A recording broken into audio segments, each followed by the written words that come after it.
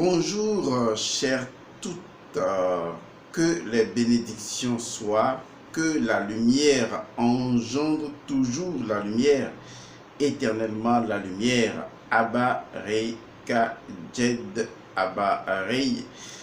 Otep à vous tous. Je vous remercie d'être à cette nouvelle édition, à cette nouvelle capsule. C'est toujours un plaisir renouvelé de vous savoir nombreux à nous suivre. Aujourd'hui, nous allons aborder une thématique intéressante parce que beaucoup de personnes parmi vous se posent justement des questions sur leur énergie, sur mon énergie, sur l'énergie.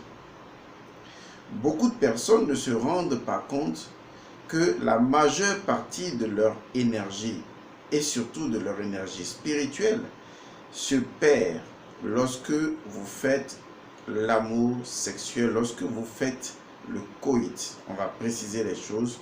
Lorsque vous faites le coït. Le coït, sous-entendant une relation coïtale, sous-entendant bien sûr une pénétration vaginale ou une aspiration pénienne. En effet, le vagin aspire le pénis et le pénis pénètre le vagin.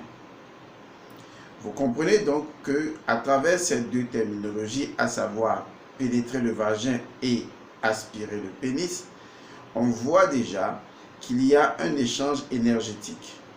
Car tout mouvement de pénétration est un dégagement d'énergie, est une production d'énergie, est une libération d'énergie parce que le pénis en lui-même est d'abord énergie et donc chaque mouvement du pénis est énergie et donc vous libérez de l'énergie en faisant de la propulsion, en faisant de l'expansion.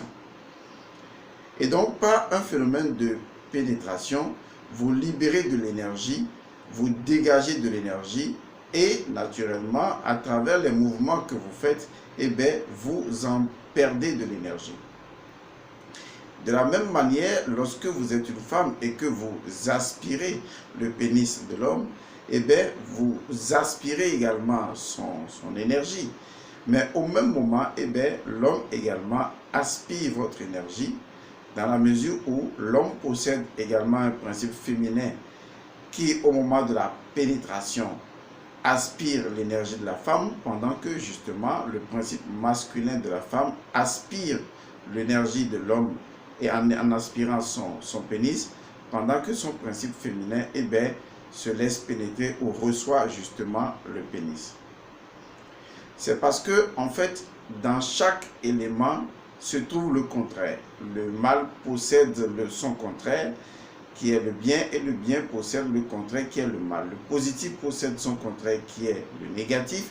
Le négatif possède son contraire, qui est le positif. C'est ainsi qu'on obtient la quadrature du cercle.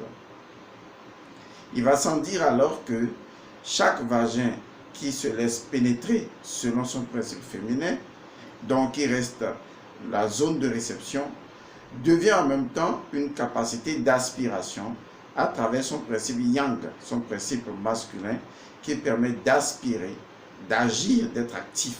Donc le vagin est très actif, quoique passif, tout comme le pénis est très actif et en même temps passif. Si vous avez compris ce début-là, vous allez comprendre la suite. Parce que justement, nous perdons beaucoup d'énergie, surtout lorsque vous ne maîtrisez pas votre corps double. Vous perdez beaucoup d'énergie au cours d'une relation coïtale. Relation coïtale sous-entendra une pénétration vaginale ou une aspiration pénienne. À partir de ce moment, au moment des relations sexuelles, même quand vous n'arrivez pas à l'éjaculation, vous échangez de l'énergie. Vous voyez, l'échange d'énergie peut amener une rupture dans la mesure où, quand vous partagez l'énergie, vous n'en recevez pas forcément. Il y a des personnes qui fournissent de l'énergie, mais qui ne savent pas recevoir de l'énergie. Parce qu'on ne reçoit de l'énergie que lorsqu'on sait recevoir de l'énergie. Et on donne de l'énergie à partir de l'intention de pénétration. Vous voyez? Et la femme se positionne en tant que réceptrice. Du coup, elle reçoit beaucoup d'énergie. Mais au même moment, il faut que l'homme soit en mesure de prendre de l'énergie et que la femme soit en mesure d'en donner. C'est ainsi il se met en place une circulation énergétique qui permet à l'homme et à la femme de se nourrir. Même dans cette circulation énergétique, eh bien, l'un peut devenir le vampire énergétique de l'autre. Du coup, il est très important à un moment donné de trouver une autre technique qui permette de protéger son énergie spirituelle et surtout de protéger la déperdition d'énergie. À partir du moment où votre énergie se perd, à partir du moment où vous perdez beaucoup d'énergie au moment d'une relation coïtale, donc d'une pénétration vaginale ou d'une aspiration pénienne dans le vagin, à partir du moment où vous constatez que vous perdez de l'énergie, eh bien, il faut simplement arrêter de faire du sexe avec pénétration.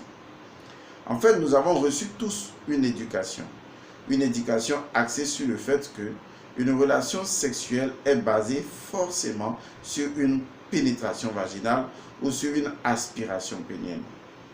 Ce qui en fait n'est pas vrai. Parce que une habitude n'est pas, par le fait que c'est une habitude, une vérité. C'est parce que vous avez pris l'habitude de faire de la pénétration vaginale que vous ne savez pas qu'il y a la possibilité de faire du sexe et de la sexualité sans pénétration. Et que la sexualité sans pénétration est le chemin le plus sûr pour pouvoir protéger votre double, votre corps énergétique. Et surtout, pour pouvoir se recharger spirituellement et énergétiquement. Parce que le sexe sans pénétration vous met dans une autre dimension, vous propulse dans une autre dimension. Dimension dans laquelle vous vous recentrez sur votre énergie de votre corps double et également sur votre énergie astrale. Il est très important de comprendre ce que je vais vous dire. Parce que si vous ne le comprenez pas, vous n'allez pas pouvoir protéger votre énergie spirituelle, ni l'énergie de votre double éthérique. Alors, je vais vous expliquer de façon basique. Nous sommes énergie. Je suis énergie, vous êtes énergie. Par une intention, l'énergie se met en mouvement. En fait, notre corps est énergie et est en perpétuel mouvement, et donc en vibration. L'énergie vibre et l'énergie se met toujours en mouvement. Et donc notre énergie est aspirée par le vagin, d'accord, tout comme justement l'énergie de la femme est aspirée par le pénis. Vous allez remarquer que certaines personnes, pour avoir eu des relations sexuelles fréquemment, perdent beaucoup d'énergie et sont vidées de leur énergie. C'est parce que entre les deux partenaires, il y a simplement quelqu'un qui a un taux d'énergie beaucoup plus élevé et qui arrive à vampiriser l'autre. Vous savez, dans les relations sexuelles, on peut se vampiriser sans se rendre compte. Même une relation hétérosexuelle normale peut être un moyen de se vampiriser. Parce que, peut-être, c'est une façon de dire, l'autre possède des entités qu'on ne maîtrise pas. Et comme on fait l'amour avec l'autre, ces entités profitent de l'occasion pour pouvoir pomper notre énergie. Ça arrive. Donc une relation sexuelle peut devenir une relation de vampirisation de l'énergie et vous n'allez pas vous rendre compte. Mais vous allez constater que à chaque fois que vous faites une relation avec votre partenaire, vous êtes plus épuisé que d'habitude. Ça veut dire que votre énergie a été vampirisée, consciemment ou inconsciemment par votre partenaire, ou que votre partenaire détient des entités qui, à son insu, viennent puiser de votre énergie. Et donc, si vous ne savez pas, ou même que vous le sentez et que vous n'avez pas de solution, je vous en propose. La meilleure solution pour protéger votre corps double, c'est-à-dire votre corps éthérique, et pour protéger la perte d'énergie spirituelle ou d'énergie tout simplement, c'est de pratiquer le sexe sans pénétration, c'est de pratiquer la sexualité sans pénétration. Et cette sexualité sans pénétration vous conduit déjà dans une autre dimension ou dans une autre perspective. Et cette perspective-là, c'est une nouvelle dimension, la dimension astrale, en pensant bien sûr par la dimension énergétique.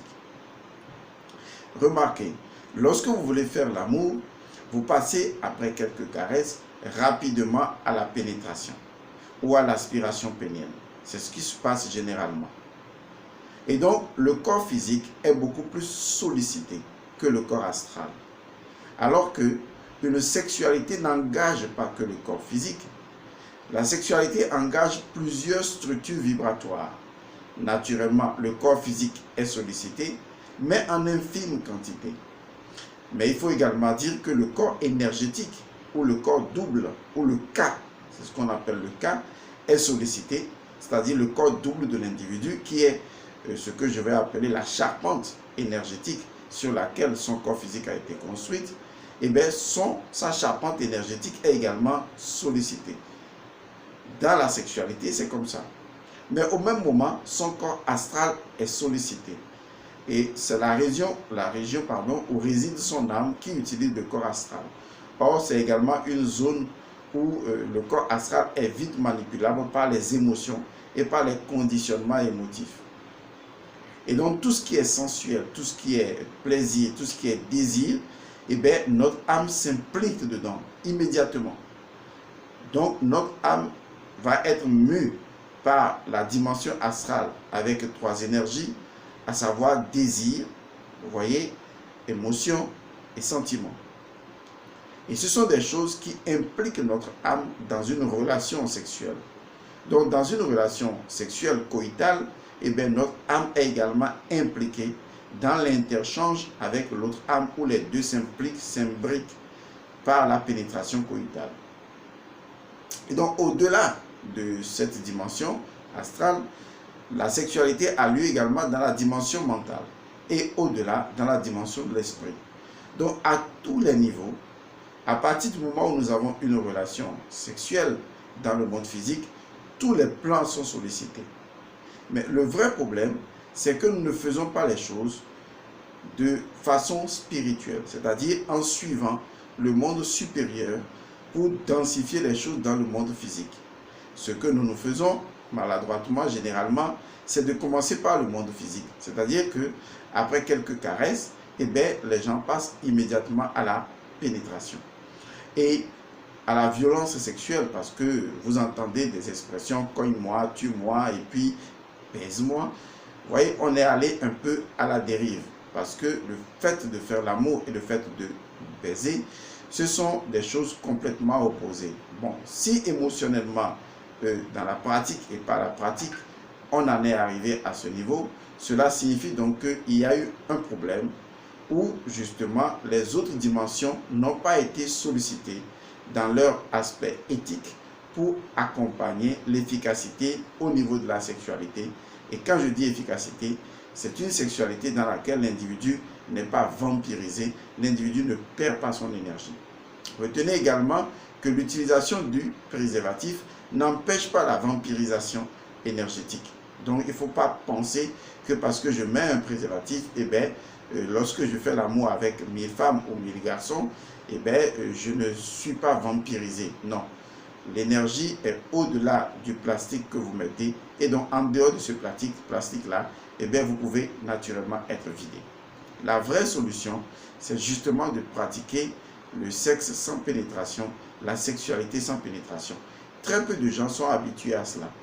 Parce que pour beaucoup de personnes, comment est-ce que je peux faire l'amour avec une femme et ne pas la pénétrer? C'est même généralement mal accepté. Parce qu'on se demande forcément, ou on se dit que forcément, à partir du moment où je fais l'amour, je dois conclure par une pénétration, ou je dois débuter par une pénétration, ou en plein milieu, je dois pouvoir pénétrer. Vous voyez, on a habitué notre cerveau à admettre qu'il faut une pénétration. La même chose se fait également chez la femme.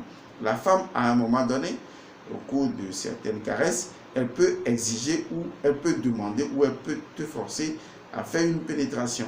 Parce que peut-être c'est ce que son cerveau a accepté, c'est ce qu'elle a admis.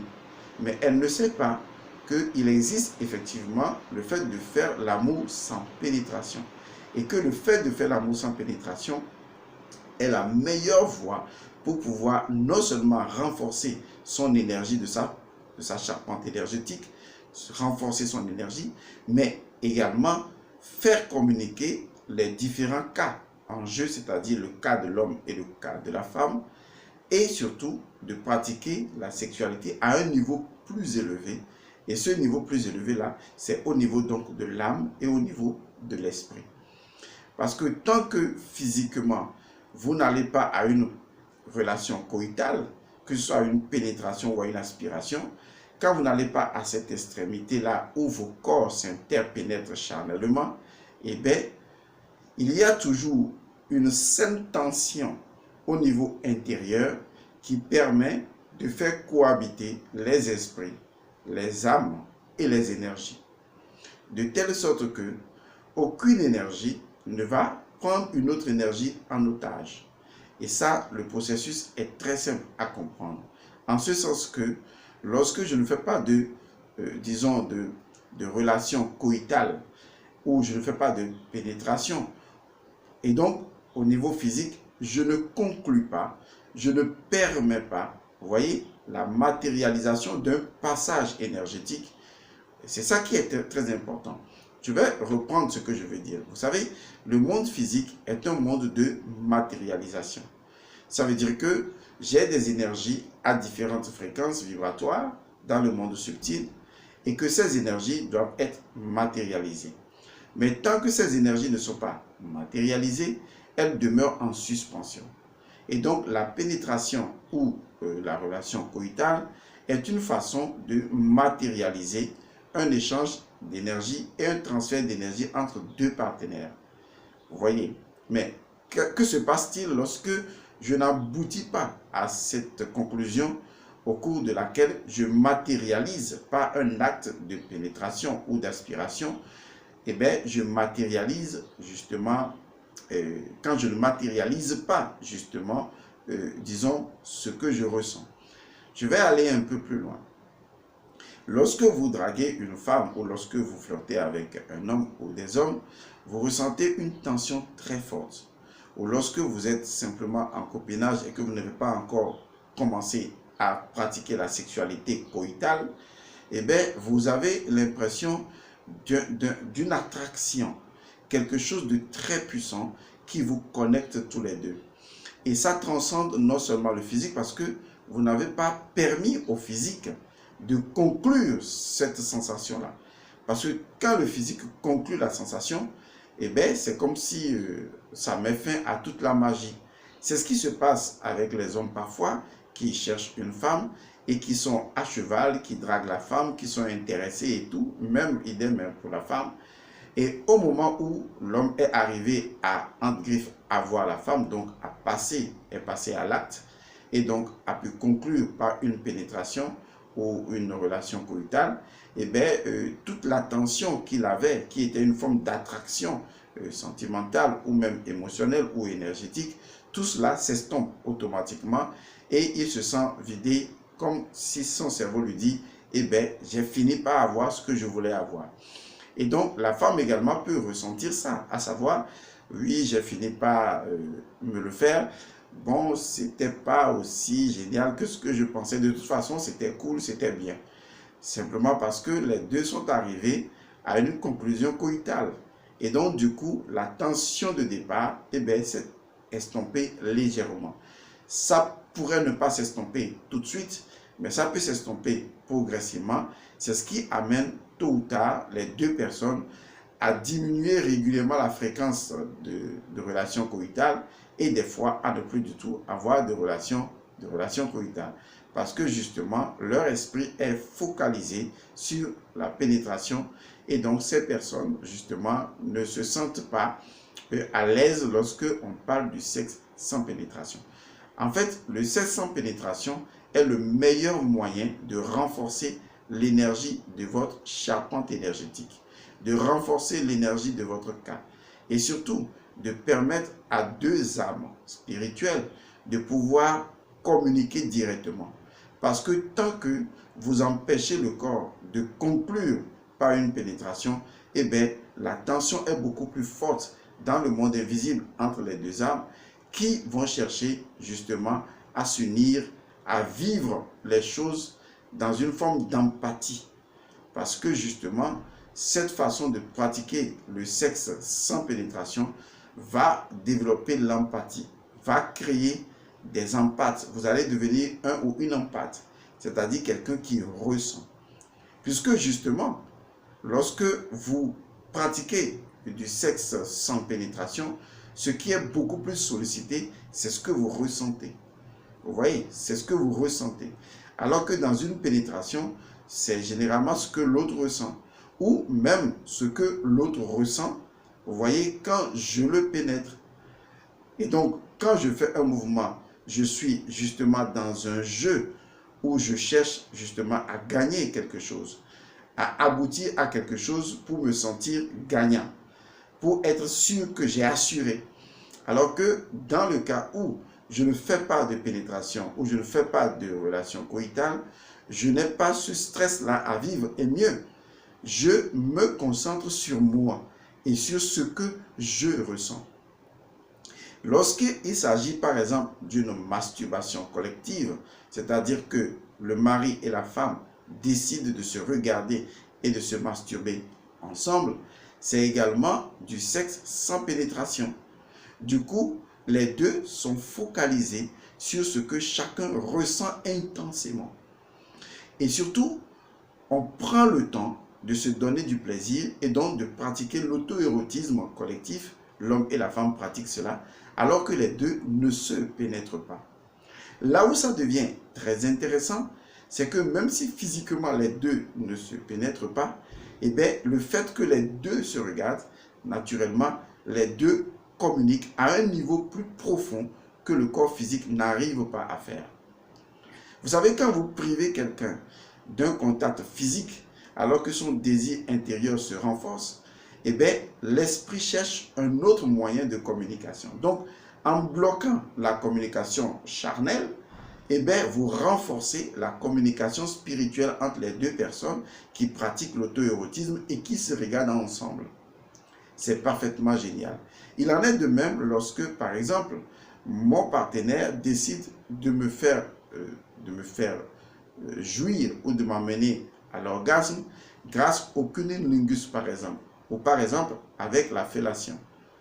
Le cunnilingus, c'est lorsque mon partenaire décide de faire ce qu'on appelle de la lèche du cul ou peut-être tout simplement de brouter, ou il y a plusieurs expressions. Ou la fellation, lorsque la femme décide justement de faire entre griffes la pipe, comme on le dit vulgairement à l'homme, ou justement de s'occuper buccalement de son organe pénien. Mais il y a également d'autres possibilités. Lorsque je fais l'expérience de doigter la femme en travaillant sur son verrou c'est son clitoris, sans pour autant la pénétrer, ou lorsque je fais par exemple la manipulation avec mes mains en tant que femme de l'organe pénien de l'homme, je lui fais un massage pénien. Et donc, je masse son pénis et puis ses testicules. Et bien, en ce moment, la personne dont on s'occupe prend le temps de ressentir. Et surtout, ce qui est intéressant, c'est surtout lorsque la personne qui ressent peut guider la personne qui lui fait ressentir la chose, à savoir comment est-ce que je voudrais ressentir plus le plaisir. Et donc, la concentration se fait énormément sur le ressenti, sur le corps intérieur de l'individu. Parce qu'en ce moment, il n'a pas un défi à relever par rapport à un partenaire ou une partenaire. Il est concentré, il est centré sur lui-même et sur ce qu'il ressent. Il est présent au présent. De la même manière, lorsque l'homme s'occupe de la femme sans pour autant la pénétrer, eh bien, ce qui se produit, c'est que la femme prend le temps, justement, de se faire plaisir et de ressentir cela. Si vous questionnez beaucoup de femmes lesbiennes, elles vous diront qu'elles sont devenues lesbiennes simplement parce que l'homme pense trop à la pénétration. Elles sont devenues lesbiennes parce que la pénétration ne leur donne plus la joie sexuelle qu'elles pensaient avoir. Et donc, elles sont devenues lesbiennes tout simplement parce que l'autre femme les comprend mieux. Parce que l'autre femme leur permet de ressentir, vous voyez, ce qu'elles veulent ressentir parce que la femme est dans le même cas qu'elle. En fait, une façon de dire simplement, je veux me masturber en tant que femme. Mais dans ce cas, elle préfère le faire avec une autre femme. Ce qui m'intéresse, ce n'est pas l'acte en question, c'est son pourquoi. Pourquoi est-elle partie rechercher un plaisir plus durable, plus profond, plus intense, avec une autre femme qui ressent ce qu'elle ressent et qui lui permet de se ressentir pendant qu'elle s'occupe d'elle pour que ce soit son tour après? Pourquoi elle fait ça?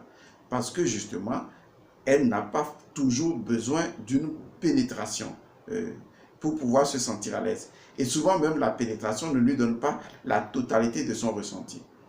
C'est d'ailleurs ce qui amène plusieurs femmes à se masturber même après une relation coïtale, parce qu'elles veulent continuer ce que l'organe sexuel de l'homme n'a pas pu leur fournir. Alors, le problème n'est pas ce qu'elle ressent quand l'organe sexuel pénètre, mais c'est ce que j'appelle la jouissance. La jouissance est différente de l'éjaculation. On peut jouir sans avoir éjaculé, tout comme on peut éjaculer alors qu'on n'a pas joui. La jouissance est un état de satisfaction intérieure. Lorsque votre âme est satisfaite. Vous voyez, c'est la raison pour laquelle je dis, les gens ne recherchent que la satisfaction physique lorsqu'ils introduisent la pénétration dans la relation sexuelle. Alors que les relations sexuelles sans pénétration amènent un autre niveau de satisfaction et donc un autre niveau de bien-être profond, par conséquent un autre niveau de jouissance. Vous est-il arrivé des fois d'avoir une relation sexuelle avec votre conjointe ou votre conjoint alors que vous n'avez peut-être pas pratiqué la pénétration, mais vous avez été complètement satisfait? Et donc, il faut simplement enlever la chose dans l'esprit selon laquelle c'est forcément la pénétration qui conduit à la jouissance. Ce n'est pas forcément la pénétration qui conduit à la jouissance. Lorsqu'on parle de sexualité, on ne parle pas forcément de pénétration parce que la sexualité peut englober tous les comportements sexuels.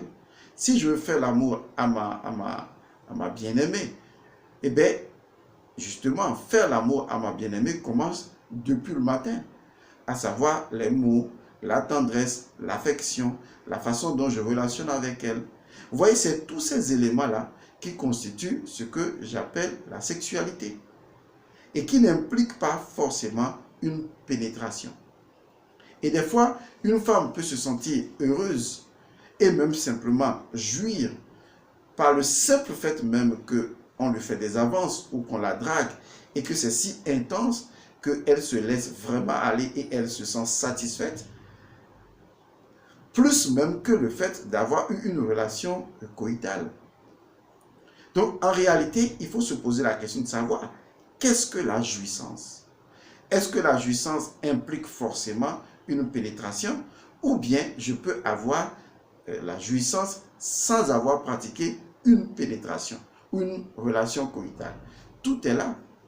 À partir du moment où je peux avoir une jouissance sans avoir recours à une pénétration, eh bien pourquoi avec mon bien-aimé ou avec ma bien-aimée, je ne pratique pas une forme de sexualité ou je ne fais pas du sexe dans lequel je ne vais pas à une pénétration? D'ailleurs, c'est ennuyant de pouvoir pratiquer ou de devoir pratiquer régulièrement de la pénétration. C'est pour ça qu'à un moment donné, dans la vie de couple, les gens en sont arrivés à être dégoûtés. Parce qu'il n'y a pas d'autre voie, il n'y a pas d'autres propositions sexuelles qui leur sont faites. Alors qu'il y a une infinité de façons de se faire plaisir. Parce que c'est également à ça que le sexe sert, se faire plaisir. Et ce type de plaisir a un but, et a un but spirituel. C'est justement de vous connecter à vous-même, de vous connecter à vos émotions, de vous connecter à vos sentiments, de vous connecter au plus profond à ce que vous ressentez. Parce que si vous êtes connecté à vous-même au moment où vous ressentez ce que l'autre partenaire vous fait, sans pénétration, vous renforcez votre capacité à ressentir. Vous renforcez et vous expansez, vous étendez votre corps astral. Parce que votre corps astral doit participer à la sexualité. Et si vous arrivez à ressentir cela et à ressentir ce que vous ressentez et à amplifier ce ressenti, eh bien, vous permettez à l'esprit justement d'intervenir. Et c'est ce qui se passe lorsque on fait du sexe sans pénétration. Parce que c'est ce que l'on ressent et c'est notre esprit qui agissent en ce moment. C'est les deux qui se mettent en mouvement. Parce que vous avez empêché le corps physique de conclure quelque chose, et bien l'esprit, et bien les émotions ou le sentiment ou les désirs vont chercher à jouer le reste du jeu. Vous allez remarquer que actuellement, des personnes qui sont séparées par des distances veulent faire l'amour à distance. Parce que justement, on est séparé de son conjoint ou de sa conjointe et on se dit comment je vais faire l'amour. Et il y en a qui se proposent de faire l'amour au téléphone ou de faire l'amour par téléphone ou de faire l'amour simplement en se parlant ou en ressentant les choses. Vous voyez, certaines choses se mettent en place d'elles-mêmes simplement parce que à un moment donné, la vie elle-même cherche d'autres façons de faire d'autres formes d'expérience. Et parfaitement, on peut avoir une sexualité sans pénétration avec son ou sa partenaire à distance parce que justement, vous pouvez communiquer ensemble. Et le simple fait de communiquer ensemble peut conduire, vous les deux, à ressentir de l'orgasme, à ressentir de la jouissance. Et ça, sans que vos corps agissent. Pendant ce temps, ce sont vos âmes, ce sont vos émotions également, ce sont vos sentiments, ce sont vos esprits qui communiquent à un niveau plus profond, mais de façon électromagnétique. Et donc, la sexualité sans pénétration nous permet de nous recentrer, de nous ressentir, vous voyez, de nous vivre présentiellement et de faire l'expérience de notre propre énergie, sans que cette énergie soit physiquement conclue par une pénétration qui pourrait justement nous vider de notre énergie. Et l'homme peut atteindre la jouissance à plusieurs reprises sans éjaculation, tout comme la femme, elle également peut jouir à plusieurs reprises. Vous comprenez donc que vous devez, avec votre partenaire, trouver d'autres façons de faire l'amour, d'autres façons de faire de la sexualité. Et l'une des meilleures, je vous l'assure, c'est de pratiquer la sexualité sans pénétration. La base, elle est simple. Eh bien, pratiquez l'auto-érotisme à deux. Regardez-vous par une distance d'1 mètre ou de 2 mètres et commencez à vous faire plaisir l'un et l'autre. À vous regarder droit dans les yeux et à vous parler et à demander à l'autre ce que tu ressens pour que l'autre ressente vraiment ce qu'il ressent et à lui susurrer des mots, à lui dire des choses, à le laisser vivre son expérience intensément en le coachant ou en l'accompagnant pour que l'autre fasse l'exploration de ce que l'individu est au plus profond, sans obligation envers vous. Vous voyez, c'est l'élément le plus important. Sans obligation envers vous et par conséquent, sans recherche forcément d'un résultat, vous permettez à l'individu de se faire plaisir et vous êtes là à son plaisir. Et ça, c'est quelque chose de très puissant. Expérimentez et vous verrez. Laissez tomber la sexualité avec pénétration et faites l'expérience d'autres formes de sexualité et vous allez voir que votre vie à deux va avoir du regain.